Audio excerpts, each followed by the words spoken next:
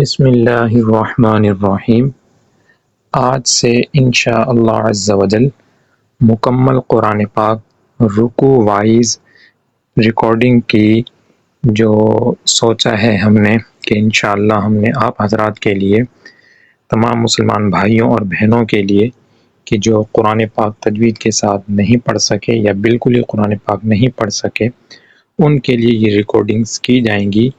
روزانہ ایک رکوع پہلے تجوید کے ساتھ تلاوت کی جائے گی اور پھر اس کے بعد ایک ایک آیت کو اور ایک ایک لفظ کو جہاں عام طور پر لوگ غلطیاں کرتے ہیں اس غلطی کو بتایا جائے گا تاکہ آپ تجوید کے ساتھ گھر بیٹھے مکمل قرآن پاک صحیح سے آپ سمجھ سکیں اسے اور خود بھی پڑھنے کے اندر کامیاب ہو سکیں۔ تو آپ سے گزارش ہے کہ آپ نے گھر بیٹھے روزانہ ہماری آنے والی ہر نئی ویڈیو کو آپ نے مکمل اول تا آخر اسے دیکھنا ہے، اور جو اس کے اندر قواعد اور مخارج قرآن پاک کے بتائے گئے ہوں اسے آپ نے اچھے طریقے سے سننا ہے، سمجھنا ہے اور قرآن پاک کو اچھے طریقے سے پڑھنے کی کوشش کرنی ہے۔ اللہ تبارک و تعالی ہم سب کو قرآن پاک سے حقیقی محبت اور کثرت سے اس کی تلاوت کرنے کی توفیق عطا فرمائے۔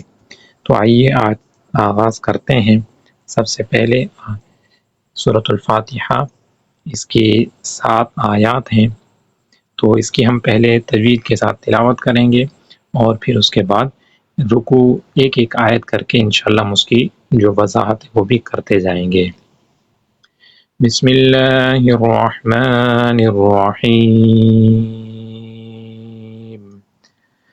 الحمد للہ رب العالمین، الرحمن الرحیم، مالک یوم الدین، ایاک نعبد و ایاک نستعین، اہدنا الصراط المستقیم، صراط الذین انعمت علیہم غیر المغضوب علیہم ولا الضالین،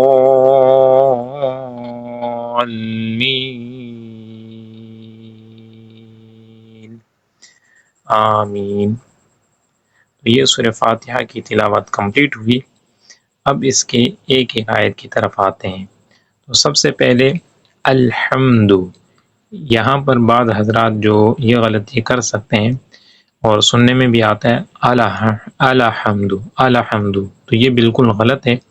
اس کا جو درست ہے وہ الحمد، حمزہ لام زبر ال، تو الحمد، اور اس کے بعد ہا ہے یہ باریک والی ہے تو اسے پڑھنا ہے الحمد نہ کہ الحمد۔ بعض لوگ جو اسے موٹا ہا سے پڑھتے ہیں تو یہ بالکل غلط ہو جائے گا۔ اس کا جو صحیح تلفظ ہے وہ ہا، جو باریک والی ہا ہے وہ پڑھنی الحمدللہ۔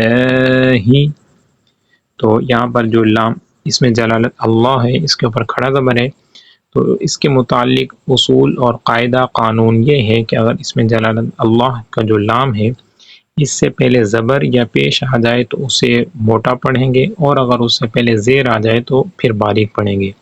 تو یہاں پر چونکہ اس میں جلالت اللہ کا جو لام ہے اس کے اوپر اس سے پہلے زیر ہے، اس وجہ سے اسے باریک پڑھیں گے الحمدللہ، للہ موٹا نہیں پڑھیں گے، اسے باریک پڑھیں گے الحمدللہ رب العالمین۔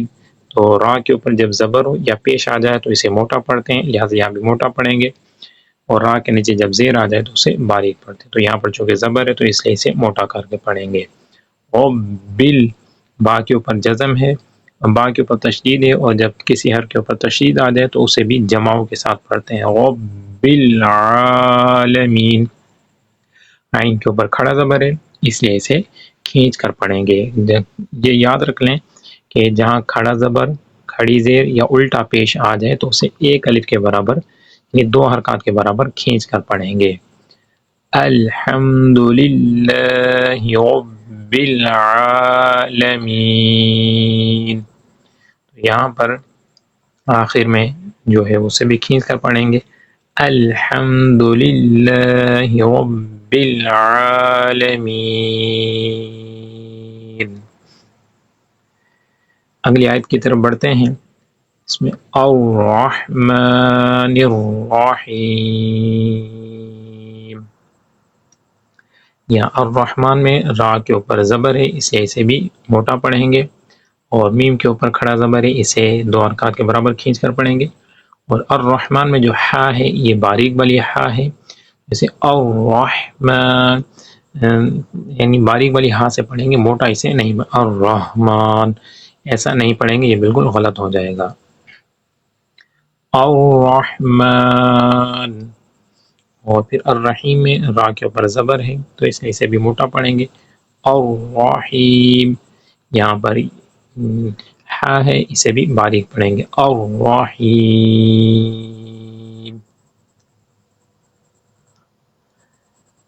اگلی آیت کی طرف بڑھتے ہیں. مالک یوم الدین. میم کے اوپر کھڑی زبر ہے تو اسے بھی 2 حرکات کے برابر کھینچ کر پڑھیں گے. مالک یوم الدین. یوم الدین کے بعد دال کے اوپر آپ تشدید دیکھ رہے ہیں، تو تشدید کے بارے سے ہم پیچھے بھی بتا چکے ہیں کہ جس حرف کے اوپر تشدید آئے گی اسے جماؤں کے ساتھ پڑھیں گے. یوم الدین. اگلی آیت کی طرف بڑھتے ہیں. ایاک نعبد و ایاک نستعین. تو یہاں پر یا کے اوپر تشدید ہے، اسے جماؤں کے ساتھ پڑھیں گے. ایاک، لیکن اس کے اندر آواز وغیرہ کوئی اور نہیں آئے گی، صرف تشدید ہے تو اس وجہ سے جماؤں کے ساتھ پڑھیں گے. اور الف مدہ بھی ہو رہا ہے. یا کے بعد دیکھیں گے آپ الف، تو الف سے پہلے زبر آ جائے تو الف مدہ ہوتا ہے، تو اس لیے یہاں پر کھینچ کر پڑھیں گے. ایاک نعبد. نعبد، تو یہاں پر نون کے بعد نعبد میں عین ہے تو عین کی آواز نکالنی ہے حلق سے. نعبد. نعبد پھر حمزہ سے اسے نہیں پڑھنا. نعبد و ایاک نستعین. اس کے اندر بھی غلطی کرتے ہیں کہ نستعین، تا کو تو پڑھ دیتے ہیں، تو یہ بالکل غلط ہو جائے گا. صحیح تلفظ اس کا ہے نستعین. نستعین بھی نہیں ہے، یعنی عین سے نہیں، عین سے پڑھنا ہے، حمزہ سے نہیں پڑھنا. اگر حمزہ سے پڑھیں گے بنے گا نستعین، تو این نہیں ہے بلکہ نستعین عین کے ساتھ. ایاک نعبد و ایاک نستعین. اهدنا الصراط المستقیم. یہاں پر اہدین میں ہا موٹی ہا ہے تو اس لیے اسے موٹی ہا کے ساتھ پڑھیں گے، ہا نہیں. اہدنا الصراط، صاد حروف مصالحہ میں سے اسے موٹا پڑھیں گے. اہدنا الصراط، را کے اوپر زبر ہے اور الف مدہ بھی ہو رہا ہے چونکہ الف سے پہلے را کے اوپر زبر ہے. اور حروف مدہ کا قاعدہ الف مدہ یہ کہلاتا ہے کہ الف سے پہلے زبر آ جائے تو الف مدہ بن جاتا ہے، تو اس وجہ سے یہاں پر ایک الف یعنی 2 حرکات کے برابر کھینچ کر بھی پڑھیں گے. اہدنا الصراط المستقیم. اچھا، صراط میں طا ہے، طا بھی حروف مصالحہ میں سے اور صاد بھی، تو طا کو بھی اہدنا الصراط پڑھیں گے. اہدنا الصراط المستقیم نہیں پڑھیں گے. اور صراط بھی نہیں ہے، سین نہیں ہے بلکہ یہ صاد ہے. اهدنا الصراط المستقیم.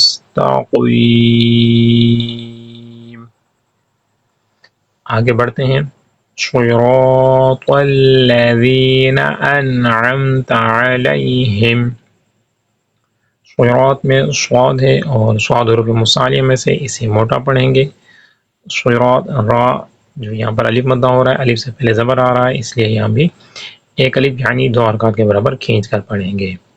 صراط الذین، یہاں پر ذال ہے تو ذال میں اور ذا میں آپ نے فرق رکھنا ہے. تو آگے جتنی مرتبہ بھی آگے اسباق کے اندر آتا رہے گا قرآن پاک میں تو وہاں ہم آپ کو اشارتاً بتاتے رہیں گے. تو آج آپ نے اچھے طریقے سے سمجھ لینا ہے کہ جو سیٹی والے حروف ہیں قرآن پاک میں وہ 3 ہیں.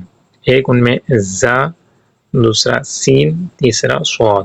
زا، سین، صاد، تو یہ سیٹی والے حروف کہلاتے ہیں. اور 3 حروف ہیں بغیر سیٹی والے، ان میں ایک ہے سا، ذال ظا، تو یہ ذال بھی انہی حروف میں سے کہ جن کے اندر سیٹی نہیں آتی، لہٰذا اسے پڑھیں گے صراط الذین، یہاں پر چونکہ یا مدہ ہو رہا ہے، یہاں سے پہلے زیر آ رہی ہے تو اس لیے یہاں بھی کھینچ کر پڑھیں گے صراط الذین انعمت، بعد اسے غلطی سے پڑھتے ہیں، نون کے اوپر زبر پڑھ دیتے ہیں انعمت، یہ بالکل مسٹیک ہے، غلط ہے۔ صحیح یہ ہے کہ نون کے اوپر چونکہ جزم ہے تو پڑھیں گے حمزہ نون زبر ان، اس کی جو یوں ہوگی حمزہ نون زبر ان، عین میم زبر عم، انعمت زبر تا،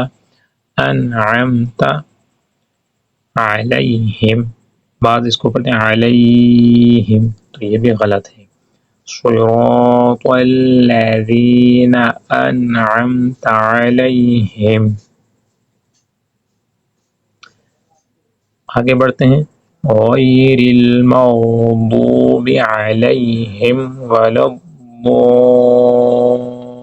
الضالین، غیر المغضوب میں غیر جو غین ہے یہ حروف مصعلیہ میں سے، اس لیے اسے بھی موٹا کر کے پڑھیں گے غیر المغضوب علیہم، مغضوب میں یہاں واو مدہ بھی ہو رہا ہے، واو ساکن سے پہلے پیش آ رہا ہے، اس لیے اسے بھی موٹا کر کے پڑھیں گے مغضوب علیہم، علیہم میں یہاں پر یا لین ہو رہا ہے، یا ساکن سے پہلے آپ دیکھیں گے یہ زبر ہے، اس وجہ سے اسے بغیر کھینچے پڑھیں گے علیہم ولا